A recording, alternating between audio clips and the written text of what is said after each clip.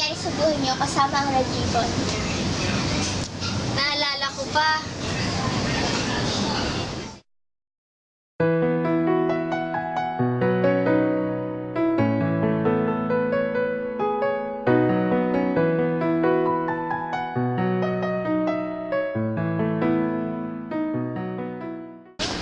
Ayoko na nga maglaro.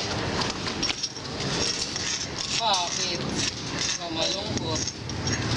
Siyempre, bukas kasi birthday ko na. Wala akong handa. Ako bahala, may magic ako. Birthday mo ngayon, yung cupcake. Diyan ka na ka?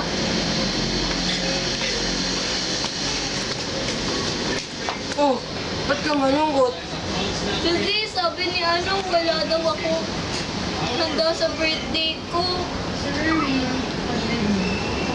Wait, may magic ako. Pikit ka. 1, 2, 3. Surprise! Wow! Cake!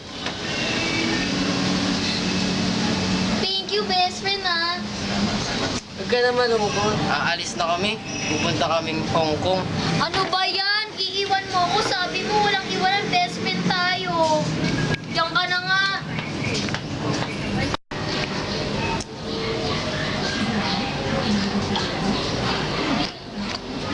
Ning, birthday mo na naman. Wala na naman siya. Oo nga eh. Kinalimutan na naman niya yata ako. Pabalik kaya siya? Kahit wag na lang. Happy birthday mo. Sige, thank you na lang. Saglit lang, share lang.